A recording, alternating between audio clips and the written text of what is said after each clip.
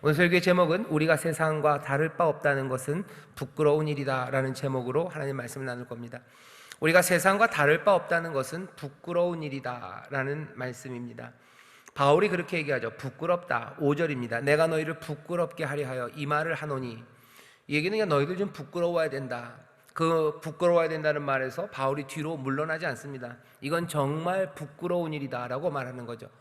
부끄러운 일은 오늘 본문을 보면 그 고린도 교회에 송사하는 일이 생긴 겁니다. 교회 안에 형제들 사이에, 교회 안에 믿음의 성도들 사이에 뭔가 분쟁이 생긴 거죠. 그래서 그것들을 판단받으려고 로마의 법정입니다. 고린도 법정에 그 일을 가지고 간 거예요. 그 얘기를 바울이 들은 겁니다. 사실은 별거 아닌 것 같이 들려요. 요즘 우리 교회 안에서도 우리 성도들 간에 때로는 교회와 교회 간에도 그런 적이 있고요. 아니면 성도와 목사님이, 아니면 목사님과 목사님들이 세상 법정에서 판단받는, 재판에 연루되는 그런 일들이 있습니다. 물론 형사건이 벌어질 수도 있죠. 뭔가 정말로 범죄로 잡혀가는 거, 그것도 부끄러운 일이에요. 하지만 민사건입니다. 사람과 사람 사이의 민사건이라는 건 자기의 채권, 채무죠. 자기의 권리, 의무, 주고받아야 되는데 받지 못한 것, 받아야 되는데 덜 받은 것, 이런 것들을 따지는 것들이 민사인데요. 여기 보면 6장에 있는 건 민사건인 것 같아요.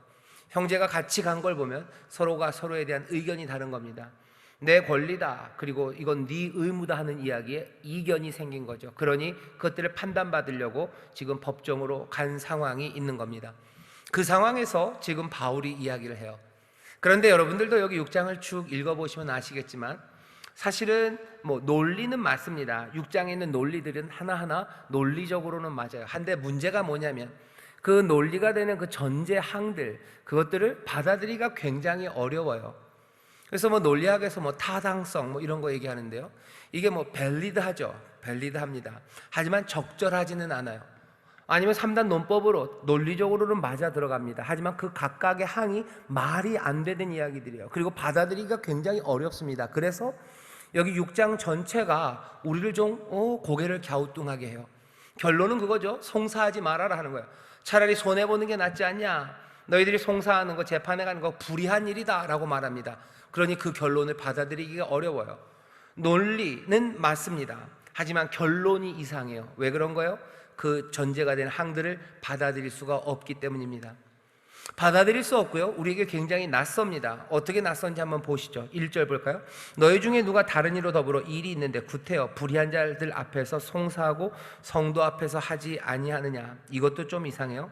하지만 2절은 더 이상합니다. 성도가 세상을 판단할 것을 너희가 알지 못하느냐. 바울은 당연한 듯이 얘기해요. 성도가 세상을 판단할 건데 그거 몰랐냐예요. 당연한 거 아니냐, 성도가 세상을 판단하지 않냐라고 얘기합니다. 근데 우리는 이걸 받아들이는 게 어려워요. 정말입니다. 둘 중에 하나요. 못 들어보신 분들이 있으실 거고요, 그리고 또 들었어도 관심이 없는 분들이 있습니다. 사실은 오늘 본문 이 말씀을 준비하면서 우리 성도님들이 이런 거 못 들어보셨을 수도 있겠구나, 아니면 우리 성도님들이 별로 이 얘기에 관심이 없겠구나 라는 생각이 들어요. 먼저는 못 들어보신 분들에게 제가 알려드리죠. 여기 있는 말씀대로 성도가 세상을 판단합니다. 이건 성경에 한 번 나온 이야기가 아니에요. 계속해서 나오는 말씀이고요, 성경에 앞서부터 뒤까지 수시로 우리에게 알려주는 거예요. 뭐라고요? 성도가, 하나님의 백성이 세상을 판단합니다. 세상을 심판할 거예요. 그리고 세상을 다스립니다. 누가? 성도가, 하나님의 백성들이 그렇게 다스리고 심판합니다. 못 들어보셨다면 들어보시죠. 다니엘서 7장 18절에 보면 이렇게 얘기하셔요. 지극히 높으신 자의 성도들이 나라를 얻으리니 그 누림이 영원하고 영원하고 영원하리라요.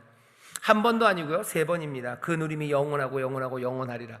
그냥 중간에 사라지지 않아요. 계속해서 다스릴 겁니다. 누가? 지극히 높으신 자의 성도들이 나라를 얻을 거예요. 그래서 영원히 영원히 영원히 그것들 다스리는 누림이 그들에게 있을 거라고, 성도들이 영원히 다스린답니다. 다니엘이 그랬으니 조금 못 믿어오십니까? 그러면 예수님이 뭐라고 말하셨는지 들어보시죠. 마태복음 19장 28절입니다. 예수께서 가라사대 내가 진실로 너희에게 이르노니 세상이 새롭게 되어 인자가 자기 영광의 보좌에 앉을 때 나를 쫓는 너희도 12 보좌에 앉아 이스라엘 12 지파를 심판하리라. 누가 말씀하셨어요? 예수님이 말씀하셨어요. 이제 새 세상이 되었을 때, 영광의 보좌에 주님이 앉으실 때 주님을 쫓는 너희도 그 12 보좌에 같이 앉아서 이스라엘 12지파 심판할 거라고. 예수님의 사람들이 심판할 겁니다. 예수님이 하시는 말씀이에요. 마태만 그런 건 아니죠. 누가복음 22장 30절 보면 누가를 통해서도 그렇게 얘기하십니다. 너희로 내 나라에 있어 내 상에서 먹고 마시며 또는 보좌에 앉아 이스라엘 12지파를 다스리게 하려 하노라. 주와 함께 먹습니다. 그리고 주와 함께 보좌에 앉아서 이스라엘 12지파를 다스려 심판하고 다스립니다. 요한계시록에서 요한을 통해서, 사도 요한을 통해서 이렇게 말씀하시죠. 이기는 자와 끝까지 내 일을 지키는 자에게 만국을 다스리는 권세를 주신대요. 누구에게? 끝까지 이기는 자들, 끝까지 하나님의 또 아들이신 예수 그리스도 어린 양의 일을 지키는 그 사람들에게 만국을 다스리는 권세를 주신답니다. 요한계시록 20장 4절에 보면 심판하는 권세를 성도들이 받습니다. 살아서 그리스도와 더불어 1000년 동안 왕 노릇한다고. 누가? 주를 위하여 목배임 받은 사람들, 짐승의 표를 받지 않은 사람들, 우상을 숭배하지 않은 그 사람들이 그리스도와 더불어 왕 노릇한다고, 만국을 다스린다고, 그리고 심판한다고 계속해서 끊임없이 말씀하셔요. 들어본 적이 없으십니까? 그럼 오늘 한번 들으셔요. 그리고 여러분들 기억하십시오. 주님이 분명히 얘기하셔요. 역사 이 가운데서 하나님의 백성들로 하여금 온 세상을 심판하고 그리고 다스리게 하신다고 하셨어요. 기대하지 않으셨나요? 기대하지 않으신 분들이 있으셔요. 왜? 못 들어보기도 하고 그 얘기가 들었을 때 별로 관심이 없으셔요. 세상을 심판한다고 나에게 뭐 떨어지는 거 없는 것 같죠? 세상을 다스린다고 뭐가 좋습니까? 세상을 다스리는 거 별로 관심 없어요. 내가 세상을 심판하는 거 골치 아플 뿐이에요. 내가 바라는 건 죄송합니다. 여러분들이 그렇게 생각하지 않는데도 제가 그냥 앞질러 말하는지 모르겠지만 나는 그냥 내 배 부르고 나 편안하고, 나만 그러면 조금 너무 욕심쟁이 같으니까 우리 가족들 잘 살고 편안한 거, 그게 좋은 거지. 내가 만국을 다스려야 될 필요가 뭐 있습니까? 내가 만국을 심판해야 될 이유가 뭐 있습니까? 심판하고 다스리는 거 관심 바깥인 사람들이 있습니다. 분위기는 딱 그래요. 찔린다는 느낌이에요. 여러분들, 사랑하는 하나님의 귀한 자녀이신 여러분들, 우리의 삶을 하나님께서 영화롭게 하시는데, 그리고 우리의 삶을 새롭게 만드시는데 우리를 부르신 부르심을 다시 한번 보셨으면 좋겠어요. 우리로 세상을 판단하게 하셔요. 그리고 우리로 세상을 다스리게 하셔요. 이 일은 폭군이 다스리는 거 아니에요. 다스리는 사람, 그 높은 위치에 있는 사람의 프리미엄을 누리라는 거 아닙니다. 왕 노릇한다는 것은, 우리가 나쁜 왕들만 보았기 때문에 왕 노릇한다는 것은 지 멋대로 아니면 지 권위를 휘두르는 무엇, 그것을 통해서 남들보다 더 많이 누리는 무엇으로 생각해요. 하지만 왕 노릇이라는 것의 정의 자체가 그렇지 않아요. 왕 노릇이 제대로 무엇인가를 보려면 정말로 참된 왕을 보아야 됩니다. 참된 왕 예수 그리스도, 참된 왕 우리 하나님이 어떻게 다스렸는지, 이사야를 통해서 그리고 구약을 통해서 정말로 제대로 된 왕이 누구인지 보이셔요. 그 왕은 돌보시는 왕입니다. 마음이 깨어져도 은혜를 베푸시는 왕이에요. 끝까지 약속을 지키며 자기의 백성들을 지키고 복되게 하느니 그가 참된 왕이에요. 예수 그리스도 평강의 왕으로 우리에게 오셨어요. 그 모든 권세, 그리 정사를 어깨에 메셨지만 그분은 지혜로 다스리셔요. 평강으로 다스리십니다. 자기의 유익을 위해서 뭔가, 자기의 영광을 위해서 뭔가 하는 것이 왕이 아니에요. 우리 하나님의 백성들을 왕으로 다스리게 부르셨습니다. 우리로 폭군으로 살라고 하신 거 아니에요. 네 멋대로 너에게 거칠 것이 없다, 그렇게 하시는 거 아니에요. 물론 왕이니 그 권세를, 세상의 모든 권세를 가지니까 우리에게 그 권세를 주셨으니 우리가 그 권세로 행할 겁니다. 하지만 폭군의 일은 아니에요. 우리가 다스리는 일, 왕의 일을 통해서 세상을 복되게 하시려는 겁니다. 왕은 복되게 하는 사람이에요. 왕은 보호하는 사람이에요. 왕은 모든 혼란을, 질서를 잡아가는 거예요. 어두운 곳에 빛을 비춰주는 사람들이에요. 억울한 것에 의를 이루어 나가는 사람들, 그 사람들이 왕이지, 마음대로 하는 폭군을 우리가 보았다고 해서 왕 노릇하고 다스리는 그 일이 그냥 관심밖에 별것 아닌, 어쩌면 그것 하는 것이 욕심을 채우는 그런 것과는 상관없어요. 그러니 하나님의 백성들이 왕 노릇한다는 것은 하나님의 자녀답게, 그리고 또 그리스도의 사람들답게 왕과 그리스도, 우리 주님 아버지의 일, 그 일을 감당해 가는 거예요. 그러니 하나님의 백성은 왕 노릇해야 됩니다. 왜? 아버지의 일을 하는 거예요. 그리스도의 사람들은 왕 노릇해야 됩니다. 왜? 그리스도의 일을 하는 거예요. 그렇게 생각하면 조금 다릅니다. 할만할 것 같아요. 그건 가치 있는 일인 것 같아요. 우리를 부르심이 맞는 것 같습니다. 왕으로 부르신 자들이 백성이요, 그리고 또 세상을 판단합니다. 이것도 오해할 수 있어요. 자기 마음대로 그냥 기준을 정하는, 뭔가 높은 좌대에 올라앉아서 그냥 이래라 저래라 막대기를 막 흔드는 사람, 그런 사람이 그렇게 좋은가, 그게 뭐가 좋은가 싶어요. 하지만 세상을 판단하고 심판한다는 것은 그런 것만은 아닙니다.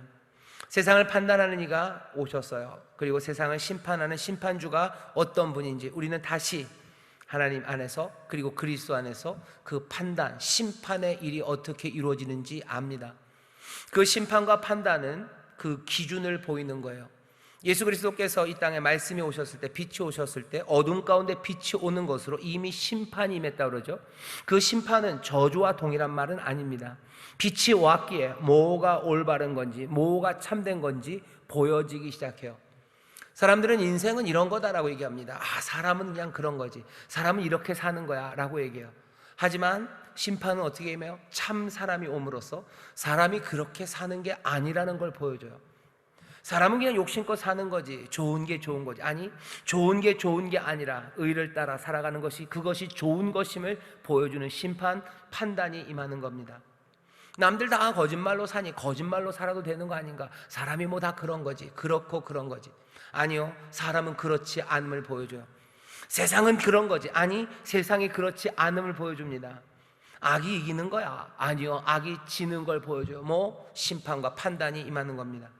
그리스도가 임하심으로 사람들은 그전에는 그렇게 생각했어요. 의를 따라 살아가면 그 삶은 죽을 거라고 얘기했어요. 아니, 의를 따라가는 사람이 삽니다. 그거 누가 보이셔요? 그리스도가 보이셔요. 심판이요, 판단이요.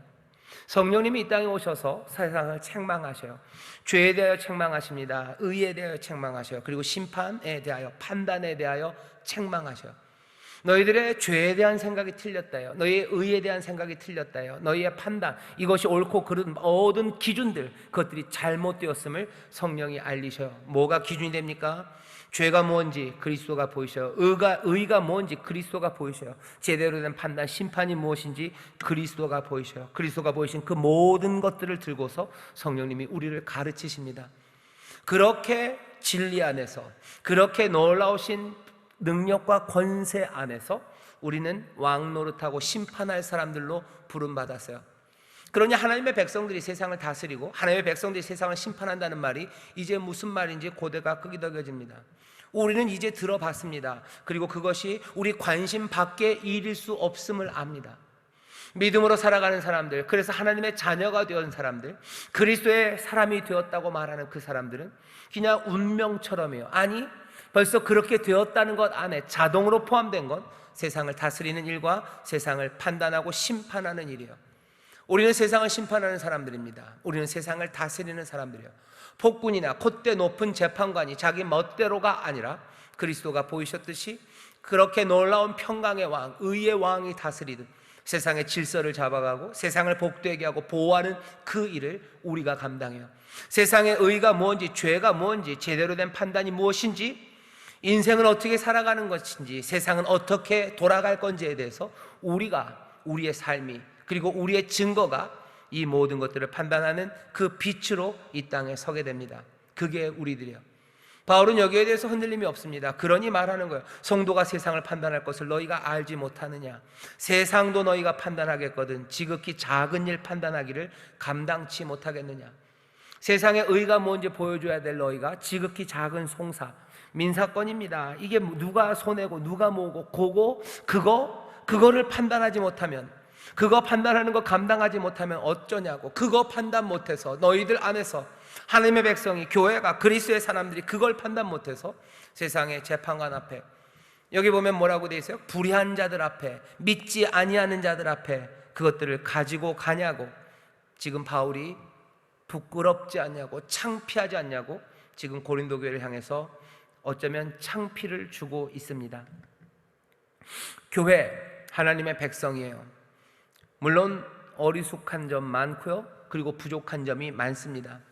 우리를 왕으로, 세상의 심판자로 부르셨다고 우리는 분명히 믿어요. 하지만 거기에 미치지 못함을 압니다. 모든 것들이 새로워질 때라고 예수님이 얘기하시죠. 세상이 새롭게 될 때, 주께서 보좌에 앉으실 때 너희도. 아마 우리가 온전하게 그 일을 이루기 위해서는 아직도 시간이 그리고 성숙이 필요할 겁니다. 부족하고 작고 어리숙해요. 하지만 그렇다 하더라도 우리가 세상을 심판해야 될 임무, 그 임무가 우리에게 있다는 것, 그것이 부정되지는 않습니다. 부족하지만 임무는 사라지지 않았어요. 그러니 어떻게 됩니까? 그 임무를 제대로 감당하기 위해서 우리의 부족함을 채워나가야 되는 거지. 이 임무를 방기하고 아무것도 아닌 양 그냥 치워버리고 세상의 판단을 받으러 나간다는 건 우리의 존재 부정이에요. 우리가 그리스도인임을 부정하는 겁니다. 하나님의 백성임을 부정하는 거예요.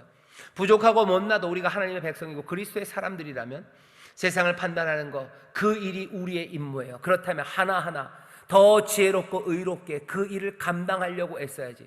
그것들 아무것도 아니냐, 그런 임무와 그런 운명은 우리에게 없느냐, 그냥 세상으로 나간다면 우리가 하나님의 백성인과 그리스도의 사람이라는 것, 그것에 대해서 우리는 전혀 무겁게 여기지 않는 겁니다. 그리스도인이라고 생각하지 않는 거예요. 하나님의 백성이라고 생각하지 않는 거예요.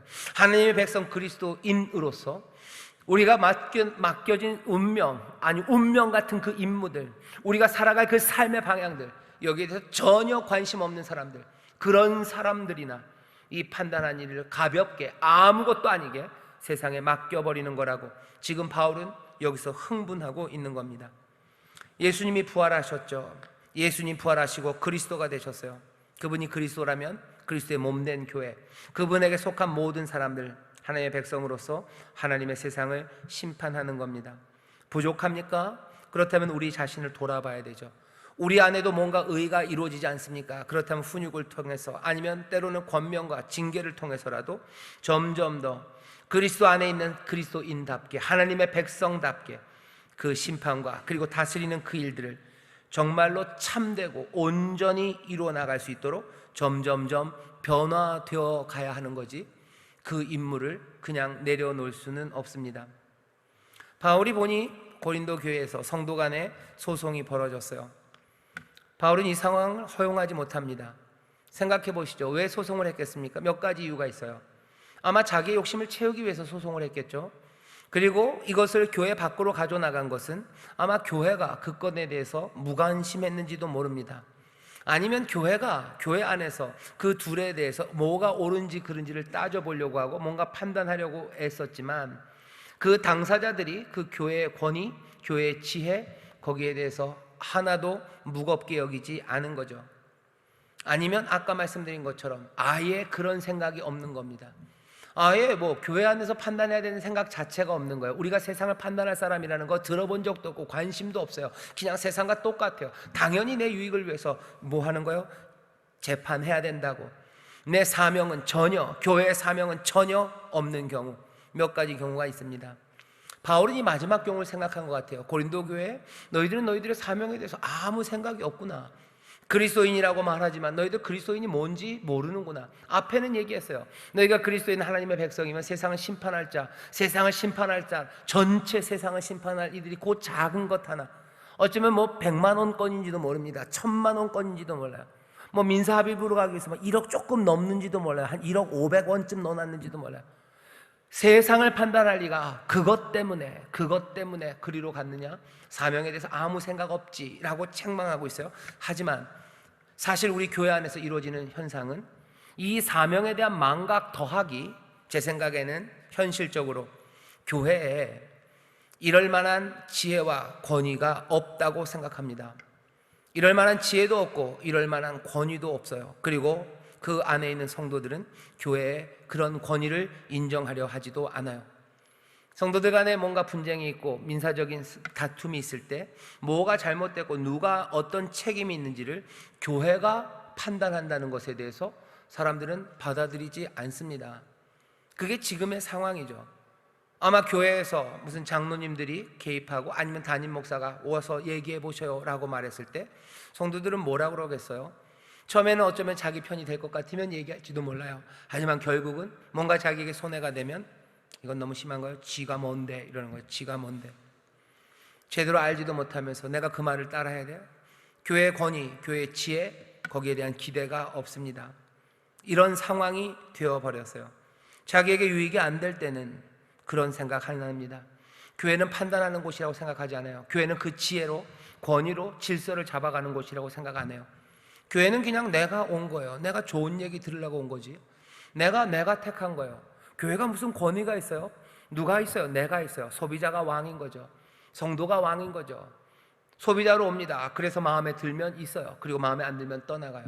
이상한 신화죠. 그리고 말도 안 되는 거짓말이죠. 그리고 불의하죠. 소비자가 왕이라는 생각은 도대체 어디서 온 말입니까? 그거는 꼬시는 거예요. 기업이 꼬시는 거죠, 사실은.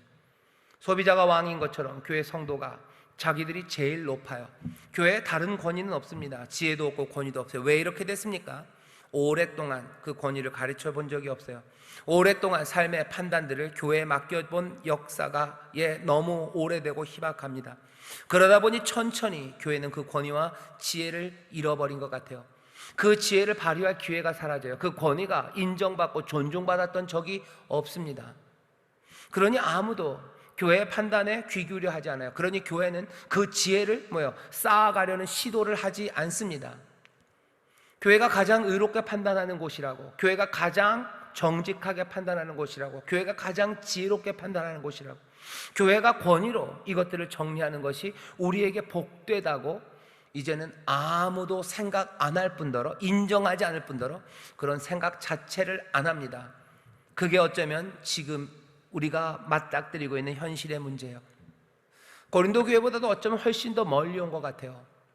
사명? 아니, 사명? 그런 것도 아닐 뿐더러 교회 자체가 그런 것을 하는 곳이라고 생각도 안 하는 그 일들. 오랫동안 교회는 이 일을 이루어내지 못하며 연약해져 왔어요. 그리스도의 몸이라는 이야기는 무색해졌습니다. 여기 교회 안에 그리스도가 머리가 되시고 그리스도가 다스린다는 이야기는 우리 안에 허구, 거짓말, 아무것도 아닌 이야기예요. 교회 그리스도가 머리시라고? 아니요. 아까 말한 거예요. 소비자가 왕인 거예요. 그런 세상이 되어버린 곳. 그러니 여기 있는 고린도전서 6장 말씀은요, 우리에게 굉장히 낯섭니다. 손해보는 게 낫지 않느냐? 세상에 왜 가느냐? 교회 안에서 판단하면 되지 않느냐? 판단할 만한 지혜로운 사람이 너희 안에 없느냐라는 물이요, 그 물음이 그냥 공허해요. 지혜가 있을 수 있죠. 하지만 아무도 그 지혜에 귀 기울이지 않는 세상이 되어버렸어요. 그런 교회가 되어버렸습니다. 이건 어디서부터 손을 봐야 될지 몰라요. 어떻게 고쳐야 될지 모릅니다. 분명히 교회는 그리스도의 몸, 머리가 되신 그리스도, 그리고 우리는 그리스도에 속한 그리스도인이기에 그리스도의 일, 다스리고 그리고 판단하는 그 일을 한다고 우리는 그렇게 배우고 그것들을 붙잡습니다. 하지만 현실에서는 어느 것 하나 제자리를 찾아가지 못합니다. 바울의 책망이요, 우리를 그래서 가슴 아프게 해요. 5절이죠. 재판을 담당할 능력을 갖춘 이가 없냐? 너희들 부끄럽지 않냐? 그것 하나 제대로 판단 못해서 그 법정으로 가느냐? 세상을 심판할 이들이 그렇게 하느냐? 그런 일을 할 사람들이 있겠지. 사실은 좀 비꼬는 겁니다. 왜? 고린도 교회 사람들은 교만했어요. 자기들이 잘나고 지혜롭다고 그러더니 그렇게 지혜롭고 잘났다면서 그것 하나 판단 못해서 그것을 세상으로 가져가게 하냐는 어쩌면 비꼼과 책망이 있어요. 하지만 더 분명하고 그리고 또 도전이 되는 것은 고린도 교회를 향해서 바울이 원하는 겁니다. 서로 고소하지 말라는 거예요. 송사하지 말아라. 그리로 가지 말아라. 교회 안에서 해결되면 좋지만 그게 안 되더라도 밖으로 가지 말아라요. 그럼 모든 손해는 내가 온팡 다 뒤집어 쓰는 겁니까? 바울이 얘기해요. 그래, 온팡 다 뒤집어 쓰면 안 되겠니? 얘기해요. 왜 온팡 뒤집어 쓰지는 못하니? 라고 말해요. 온팡 뒤집어 쓰는 그 손해와 여기 교회가 그리스도의 몸이라는 사실을 부정하는 것, 그래서 결국 교회도 세상과 똑같구나라는 그 평가가 주는 아픔, 어떤 게 더 손해냐는 거죠. 너는 어떤 게 더 손해라고 생각하냐? 네 재산을 잃어버리는 것과 교회가 세상과 구별되지 않는, 세상이나 교회나 다 똑같애라는 그 말, 그리고 그 평가, 어떤 게 더 무겁냐고. 바울은 뭐가 더 무겁대요? 이 평가가 더 무겁답니다. 그러니 손해보는 게 어떻겠냐고. 왜 불의를 행하냐고. 차라리 속는 게 낫지 않냐고. 지금 교회를 향해서, 그리고 성도들 향해서 지금 이 말을 전하는 겁니다. 굉장히 어렵죠. 굉장히 어렵죠. 교회가 세상과 다르다는 걸 보여주기 위해서 내가 손해를 봐야 됩니까? 내가 수억을 아니면 내 명예를 내가 더럽히는 그 일을 감수해야 합니까? 바울은 얼마든지 내가 명예를 찾기 위해서 그 사람과 무슨 분쟁하고 내 유익을 찾기 위해서 그 사람과 송사함으로 예수의 사람들, 그리스도의 사람들, 교회도 세상과 그냥 똑같네 라는 말을 듣느니 너희들의 사명, 세상과 달리 부름받은 그리스도의 사람이라는 그 이름 지키기 위해서 너 손해보는 게 더 낫다고 지금 바울은 고린도 교회를 향해서 이 메시지를 전하는 겁니다. 오늘 우리도 똑같은 말씀을 지금 듣고 있어요. 이 말씀은 부인할 수 없습니다. 그리스도인들이 모든 사람들과 다르다. 왜 달라요? 앞에 고린도전서 1장부터 5장까지 바울이 얘기했죠. 너희들은 하나님의 영이 거하는 하나님의 성전이에요. 성령이 거하니 세상과 다를 수밖에 없습니다. 십자가의 돌을 붙잡는 사람이요, 그러니 세상과 다를 수밖에 없어요. 그러니 너희들을 그리스도인, 그리스도의 사람이라고 부릅니다. 전혀 다른 이름으로 부른 다른 사람들, 그러면 달리 살아야 되는 거 아니냐는 거예요. 너희가 세상과 똑같으면 뭐하러 그리스도인이라고 부르냐는 거예요. 그냥 고린도 사람이지, 그냥 로마 사람이지, 그냥 유대 사람이지, 왜 너희를 그리스도의 사람이라고, 왜 숨가쁘게 너희들 하나님의 백성이라고 부르냐는 거예요. 뭐가 달라서? 똑같으면 왜 그 이름에 프리미엄을 줍니까? 하나도 영광스럽지도 않은 일이고 세상과 똑같은데 오히려 그것들 붙잡고서 삶에서 조롱당하고 아무것도 아닌 것처럼 허망하게 헛수고들 하는 것, 그럴 수 없다는 거죠. 우리가 그리스도인이라면 세상과 다를 수밖에 없습니다. 그런데도 우리가 세상과 다를 바 없다는 것은 그건 우리 스스로를 부정하는 부끄러운 일입니다. 오늘 말씀에서 우리에게 깨닫게 하시는 도전은, 아주 직접적인 도전은 그거예요. 교회 안에 사람들이 교회의 판단, 지혜, 거기에 그 권위를 인정하면서 이 안에서 세상을 판단할 운명을 가진 사람들답게 그렇게 의가 여기에 있으니 그 의 앞에서 판단받을 준비가 되어 있냐는 거예요. 왜 세상의 불의 앞에서 의로움을 판단받느냐? 의로운 너희가. 왜 너희 영광의 사람들이 그 믿지 않는 이들 앞에 가서 그 머리를 숙이고 그들에게 귀를 기울여야 되냐고. 다스릴 사람들이 세상과 다를 바가 없다면 그것은 그리스도의 사람들이 아니라고. 바깥에서 송사하는 일, 믿는 사람들에게 송사하는 그 일을 그칠 수 없겠냐고. 너희가 손해보고 너희의 삶이 내어줄지라도 정말로 너희의 사명, 너희가 함께 지켜가는 사명, 그것들을 붙잡기 위해서 세상과는 다른 길, 그것들을 택하는 게 옳지 않냐고 우리에게 도전을 합니다. 송사의 문제만은 아닐 겁니다. 세상과 다르게 살아가는 우리의 삶의 모습들을 우리가 한번 봐야 돼요. 아주 쉽게 아무것도 생각도 없이 그냥 세상이 그러니 따라가는 그리스도인들, 세상이 그러니 따라가는 교회들 굉장히 많습니다. 그리스도의 사람, 하나님의 백성답지 못한 일들, 세상이 그냥 그러면 그냥 고개를 끄덕여요. 우리나라에서 제 생각엔 굉장히 위험하고, 그리고 사실 우리나라에 우리 여기 대한민국에서 신앙생활하는 사람들 중 가운데 어쩌면 깊이 생각하지 못하고, 아니 생각하더라도 거기에서 거슬려 세상과 다르게 하기 어려운 부분은 다른 거 아닙니다. 민족주의예요. 대한민국이라는 곳이, 우리 이 땅이요, 굉장히 한민족, 단일민족이라는 것에 대한 자부심이 있어요. 그래서 이 민족주의가 굉장히 큽니다. 하지만 우리가 민족주의로, 아니면 대한민국 사람으로서의 우리의 정체성이 있지는 않아요. 이제는 그 담은 다 헐려졌어요. 다른 곳에서는 이야기가 훨씬 더 쉽게 얘기됩니다. 하지만 여러분들, 제가 벌써 얘기하니까 벌써 빨간불이 삐뽀삐뽀 경보기가 울리기 시작하죠. 목사님 위험한 얘기하기 시작하신다. 저도 알아요. 굉장히 위험한 얘기입니다. 민족주의, 그거 건들면 안 돼요. 그거 건드렸다면 큰일 나는 거예요. 애국적이어야 돼요. 그리고 민족적이어야 돼요. 하지만 복음 안에서 그런 건 없습니다. 모든 담들은 다 부서졌어요. 그러니 그리스도의 사람들은 그렇게 살아가는 게 맞습니다. 대한민국에 있기에 세상과, 아니면 세상 이 교회 바깥과 똑같이 다를 바가 없는 것, 그것은 부끄러운 일입니다. 부끄러운 거예요. 왜? 우리는 그리스도인이죠. 그게 아니라면 그냥 한국 사람으로 살면 돼요.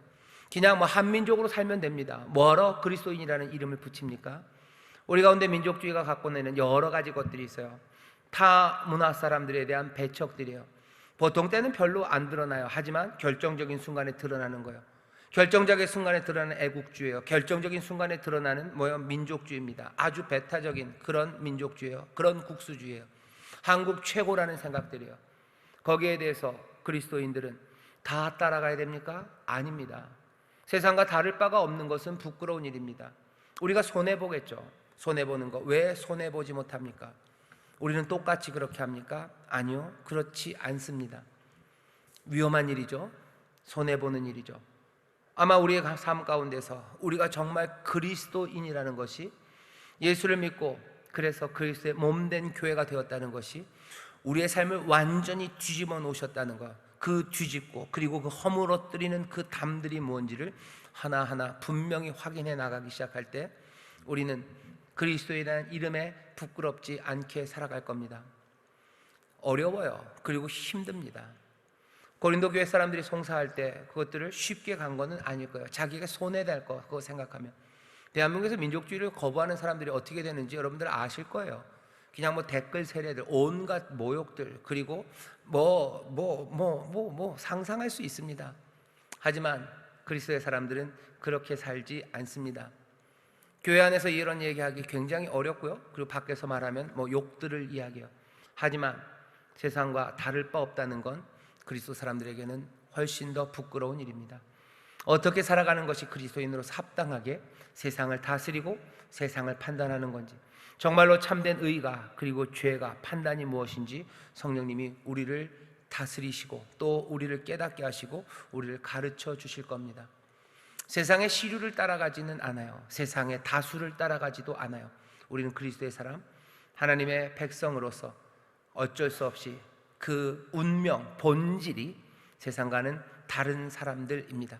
쉽게 따라가지 마시고, 그리고 세상과 다르다는 것, 그것으로 부끄러워하지 마시고 오히려 세상과 다를 바 없다는 것으로 부끄러워하면서 진리를 따라서, 그리고 성령의 책망하심과 인도하심 따라서 제대로 된 일들, 그리고 우리의 사명과 부르심과 우리의 운명에 합당한 그 일들, 부족하고 연약해서 모자라도 그것들을 제대로 하기 위해서 애쓰며 나가는 것이 우리가 가야 될 길이지, 쉽게 포기하고 세상을 닮아가는 것은 그건 부끄러운 일입니다. 바울은 그렇게 가르쳐요. 그리고 믿음의 사람들은 그렇게 가르칩니다. 쉽지 않아요. 꺾이기 쉽고 휘기 쉬운 문제들이 얼마나 많은지 모릅니다. 꼭 그런 문제들 다 생각하며 살아야 됩니까? 제가 알려드릴게요. 늘 생각하실 필요는 없어요. 생각할 건 참 많습니다. 따라가야 될 길은 많아요. 하지만 순간순간 그것들이 탁 하고 튀어오르는 시간들이 있어요. 그 시간들에는 함께 지혜를 모으고 무엇이 더 올바른 길인지 기도하며 그 결정들을 해나가면 돼요.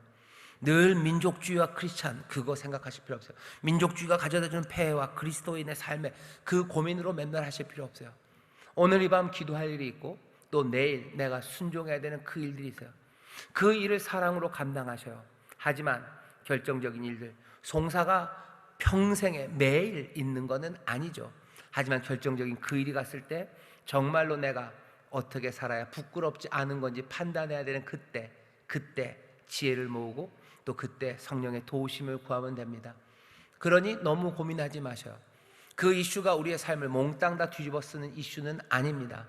우리가 날마다 살아가야 되는 것은 성령의 도우심 가운데 우리에게 맡기신 것, 우리를 심겨놓으신 그곳, 또 우리에게 맡겨주신 영혼들, 그 삶들을 끌어안고 사랑하고 또 그 안에서 하나님의 뜻이 이루어지기를 기도하고 애쓰며 십자가의 도를 따라 걸어가는 겁니다. 거기에 아버지가 예비하신 놀라우신 선물이, 비밀이, 그리고 가슴 벅찬 삶이 거기에 있어요. 바라기는 어려운 일이 없기를 바랍니다. 고민하지 않도록 하나님이 순탄하게 우리를 이끌어 주시기를 바라요. 하지만 우리를 덜컹하게 하는 그곳에 이르게 하셨을 때 우리가 부끄러운 선택들, 그리스도인 같지 않고 하나님의 백성 같지 않은 선택들 말고 정말로 주님이 기뻐하시고 또 우리의 삶과 우리의 생명에 합당한 그런 진리의 길을 걸어가는 우리들이 되기를 바라고 또 그렇게 기도합니다. 성령이 우리를 그렇게 도우실 줄 믿습니다. 기도하겠습니다. 하나님, 그리스도인 하나님의 백성들, 세상이 말하는 우리의 운명이 아니라, 세상이 말하는 우리의 삶의 길이 아니라 주가 보이시고 이끌어 가시는 우리의 삶을, 아버지 하나님 교회가 함께 걸어갈 그 길을 놓치지 않고 그 사명을 기쁨으로 영접하는 그리스도의 몸들이 되게 하여 주옵소서. 아버지, 온전히 이루기에는 부족하고 연약하나 성령님 우리를 도우셔서 날마다 그리스도의 장성한 분량까지 자라나게 하실 것을 믿사오니 온전히 교회가, 하나님의 사람들이 아버지의 영광을 드러내며 머리 되신 그리스도까지 아버지 자라가 그리스도의 영광 그리고 그리스도의 그 놀라우신 구원의 역사를 이루어내는 귀하고 복된 교회, 믿음의 공동체가 되게 하여 주시옵소서. 갈 길은 머나 주여 두려워하지 않습니다. 하루하루 또 한 걸음 한 걸음 우리와 함께 떡을 떼시며 동행하시는 놀라우신 주님이 함께 계시오니 주와 함께 찬양하며 생명의 길을 걷게 하시고 그 가운데 주가 펼치시는 놀라웠고 새롭고 충만한 한 영생의 기쁨을 누리며 나누는 하나님의 귀한 자녀들 되게 하여 주옵소서. 감사드리며 예수님 이름으로 축복하며 기도하옵나이다. 아멘.